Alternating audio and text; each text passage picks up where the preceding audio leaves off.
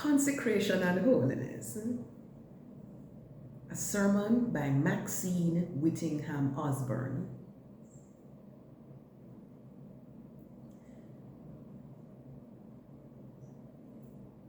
Hello, saints. We come together before our forever holy God. Let us begin with prayer. Our Father, who art in heaven, holy be your name. May our time of sharing today be anointed by the presence of your Holy Spirit, and may we each be blessed. Let it not be my mouth that speaks, but your Holy Spirit speaking through me. May you be exalted and I diminished, so that your will is done through Christ our Lord. Amen. Today we focus on the theme, consecration and holiness. In 1 Peter 1, verses 15 to 16, we read, "But just as he who called you is holy, so be holy in all you do. For it is written, be holy because I am holy." We are all called to be consecrated, to be holy as our God is holy forever. As it stands today, not everyone has heard the word yet, as in the example of the unreached people groups. Furthermore, there is another group that has heard the word, but has refused to heed the call. That is the unsaved. And then there is still another group that has heard the word and has been transformed by the power of the Holy Spirit. Those, my friends, are you and me, the believers. Now, as believers, we have a responsibility. The Great Commission, as per Matthew 28, verse 19.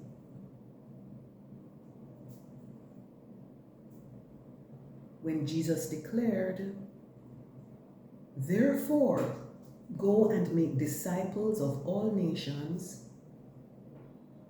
baptizing them in the name of the Father, and of the Son, and of the Holy Spirit."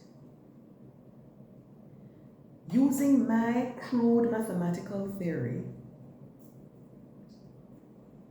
it would suggest, therefore, that 1/3, the believers, have the great responsibility to tell the 2/3, that is, the unreached and the unsaved. This underscores the message in Matthew chapter 9, verses 37 to 38, which reads, "Then he," Jesus, "said to his disciples, 'The harvest is plentiful, but the workers are few.'" Verse 38, "Ask the Lord of the harvest, therefore, to send out workers into his harvest field."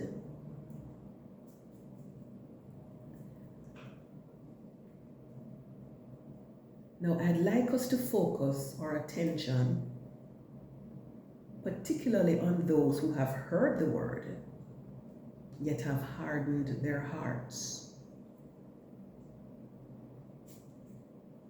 They have heard the call to come to Jesus.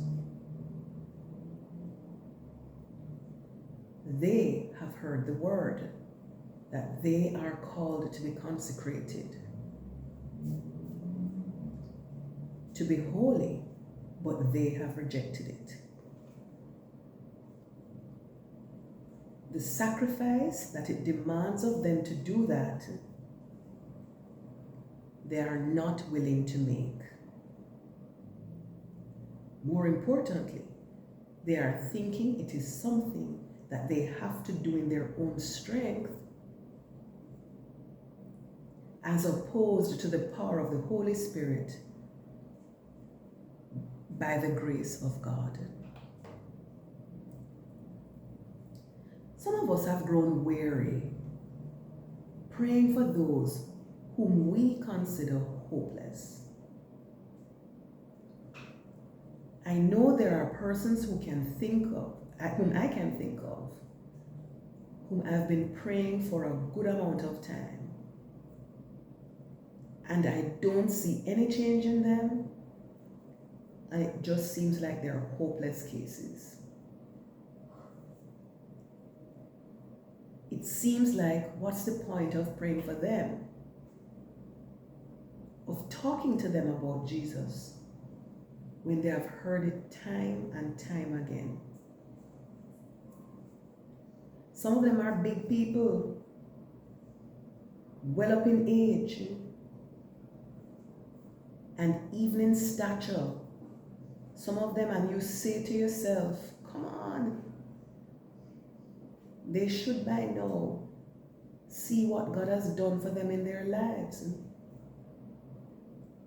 And yet they still refuse the word. They may be in our own families, among our friends. Some are corrupt, some in the government, and the list goes on. Has the thought ever come to your mind when you throw up your hands in the air and say, no sir, this year one you're tough, we can't manage, over to you, Lord? Forgetting that we were once on the fringes. Weren't we once like them? Let's face it, for all have sinned and come short of the glory of God. But for his grace, there go I. There is a Jamaican idiom that says, what no dead, no call it dopey. It simply means that once there is life, there is still a chance.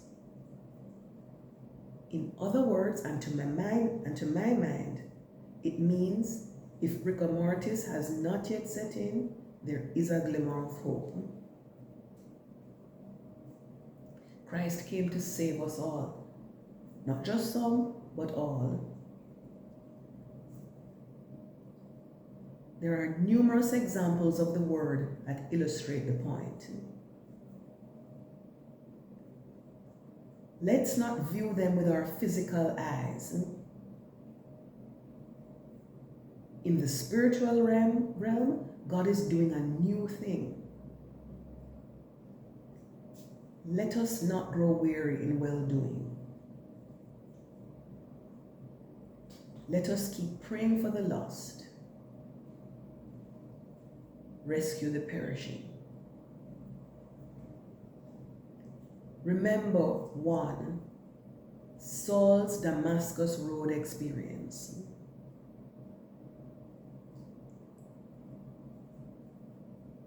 2, the woman at the well. She had 5 husbands, and the one she was living with at the time was not her husband. 3, Rahab. She was a prostitute, but she and her household were saved. And she's called by name in Jesus' genealogy. 4, remember Zacchaeus the tax collector.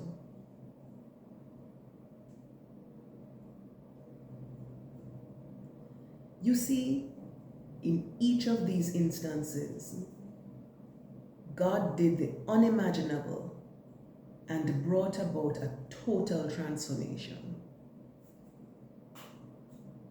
How unthinkable that even a rabid persecutor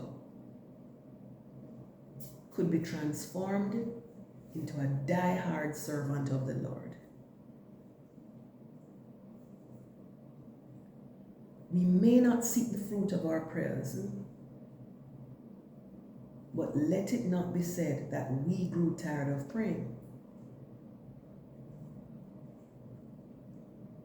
No one is too far gone that God cannot snatch him or her from the grasp of the enemy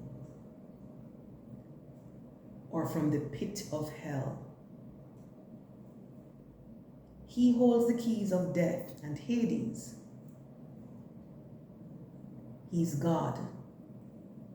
Let God be God as we humbly do our part. 2 Peter chapter 3 verse 9 says the Lord is not slow in keeping his promise, as some understand slowness. Instead, he's patient with you, not wanting anyone to perish, but everyone to come to repentance. Jesus came for all, for them too. 1 Corinthians chapter 3, verses 6 to 8 says, I planted the seed, Apollos watered it, but God has been making it grow. Verse 7, so neither the one who plants nor the one who waters is anything, but only God who makes things grow. Verse 8, the one who plants and the one who waters have one purpose, and they will each be rewarded according to their own labor. As I said before, we may not see some of them come to the Lord in our lifetime. Maybe we do, maybe we don't.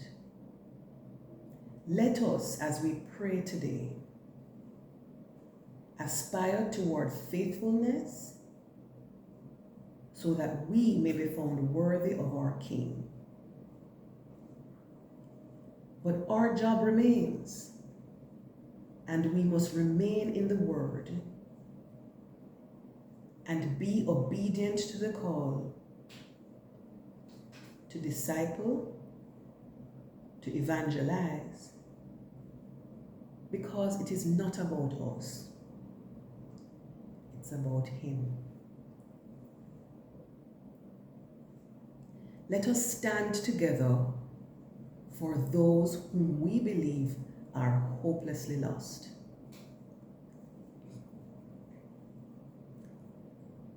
All right, so let us pray for some people. Is there anyone in particular you have stopped praying for, whom you would consider hopeless, but the Holy Spirit has convicted you about it? Take a few minutes to pray for that person now. 2, pray for the people who have not yet heard the word, the unreached people groups.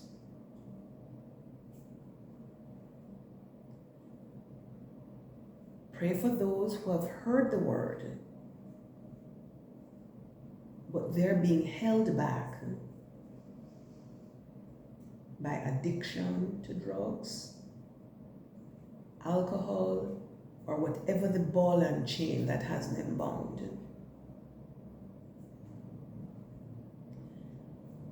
4, pray for boldness to take your place of occupation on this side of eternity.